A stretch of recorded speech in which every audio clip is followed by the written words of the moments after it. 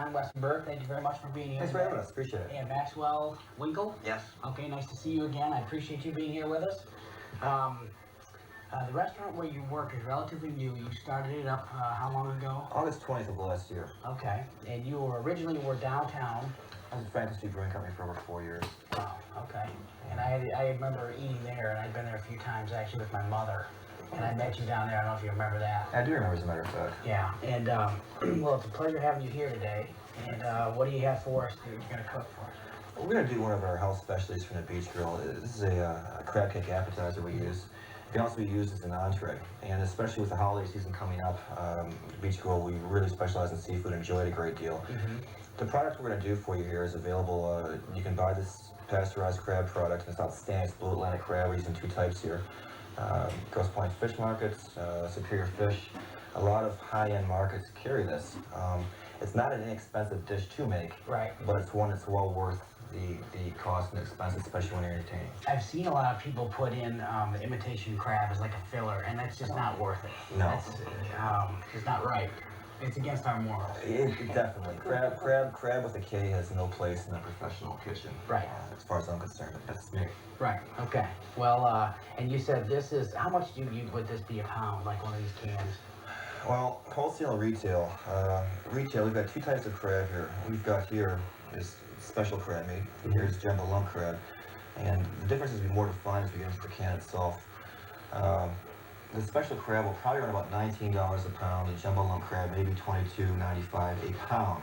So you get a great yield of this, Chuck. And that's one of the things you remember as well. So it's 100% crab. But we put a couple crab. little shells in there to get a little bit of the crab that we're using here is Phillips. It's a high grade. You might find more shell in different kinds of crabs. Generally, it's going to be cheaper in price, which is fine. It saves yourself some money, but you want to spend extra time to go through it to make sure. And you can find it. Yes. It'll jump right out at you in your fingers. Exactly. And I think it's a relatively quick recipe to put together. Maybe give us a hand going through this. What we're going to do here essentially is literally we're going to put this crab out. Turn the can upside down. Okay. Or in the cutting board. All right. And we're going to start to do the 3 of us. We'll work our way through this product, like so. And you can see it's a lot of crab.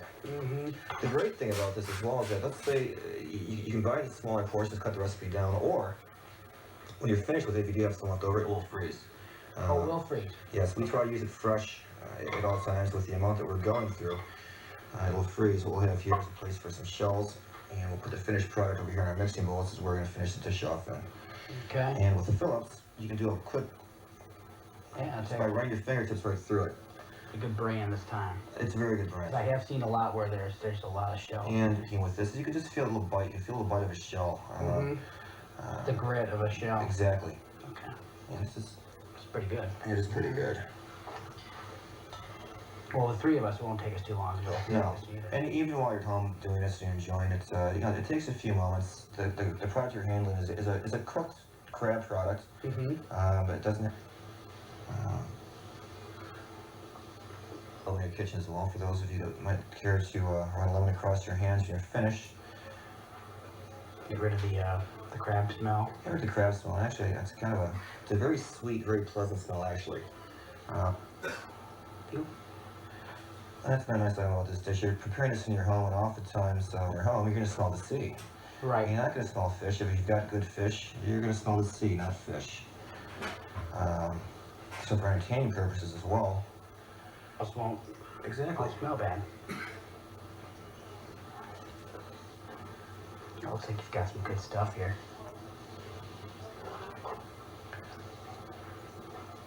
Okay. And just taking maybe 10 minutes, just for the special crab. And a jumbo lump crab, which will be a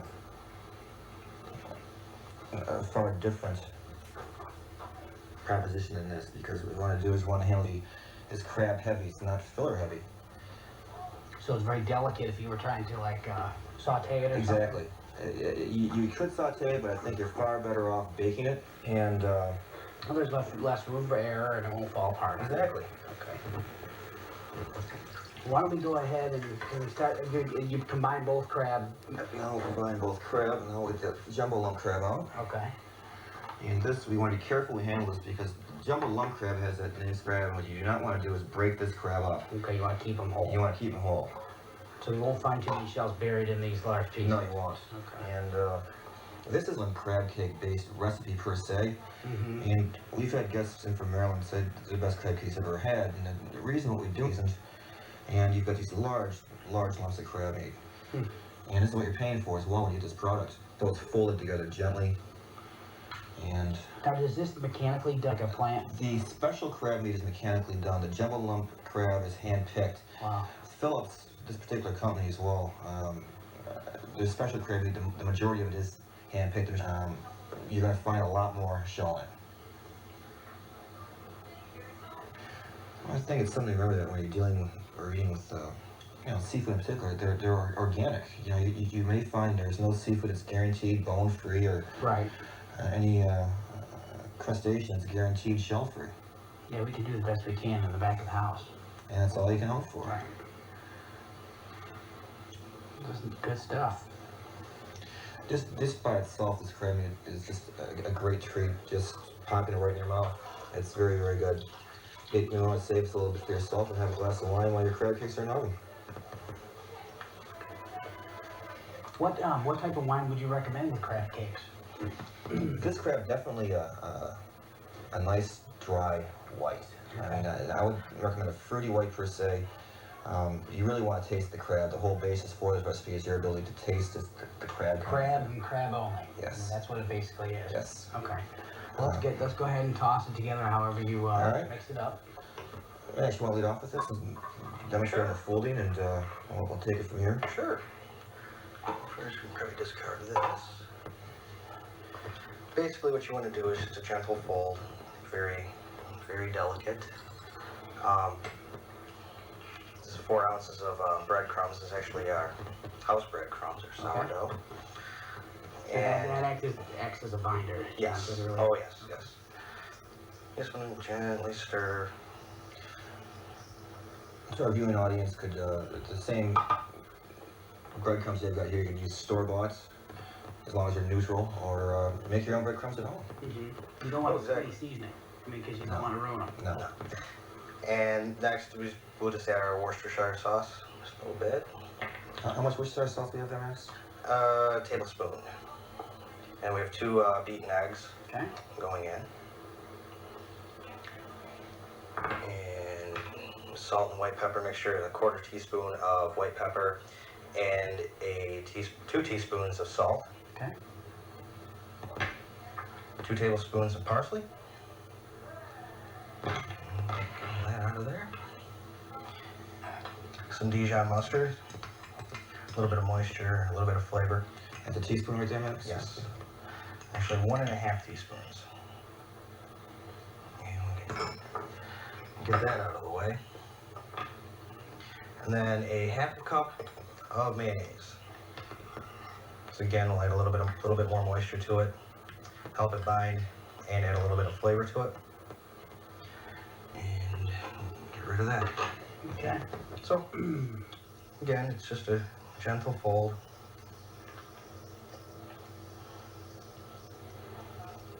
That looks good. Oh yeah. You can see it's a very simple dish to prepare. The ingredients are quite basic. The end result is quite interesting. Well, you're looking, the way I look at it right here, it's a very high quality product because of just the amount of crab. Oh, yes. And the type of crab. This is one of those items that can be considered maybe a chef's nightmare, just for the fact that we're running a very high food cost on it, so we're not going to change our recipe just to enhance our profit margin. Right. A couple more You're always folds. thinking about quality. Oh yes. Quality is Ford says, it's job one. It's job one in our kitchen as well. Okay, that's all folded in. Okay. And you can basically go whatever size you wish. At the restaurant, it's 2 ounces. Okay. You can make a 4 ounce crab cake. You can make a gigantic crab cake if you wanted it. Whatever your preference is. Or you can make little 1 ounce like appetizer bites if you wish. Okay. If you wanted to go ahead there. Yeah, well, we'll finish off with to give you an idea when you're making these into cakes. You've got this nice fresh crab on here, which is fine. you can see that what you're looking at here is a very loosely bound fresh crab cake. So they don't saute well, it's gonna be a loose product. But when you look at this and you taste it, it's all crab. You can again adjust the portion size. What you've got here. Now, if you were doing like, you can do an appetizer portion or a different portion. Right here would be great appetizer portions. These are about 1 ounce a piece. I guarantee they're right in the money with these. Okay. You could consider maybe 3 per guest for an appetizer portion. Combining these into crab cakes. You gotta be careful that we don't pick it apart. This would actually be a nice entree-sized portion right here. 3 crab cakes, served with rice medley, which is outstanding. Spanish rice, couscous. Okay. You don't really need to serve with a sauce. The finished product is now what we're gonna do here is, so maybe you could grease down that skillet for us. Okay, this one here? Yeah. Okay. Grab that spray. There we go. Okay. Thank you. So we're just gonna give this a light spray. Use pan spray. You can rub the pan with a little bit of olive oil as well. Baking dish. In this case, we're gonna use a saute pan, and definitely be taking that out with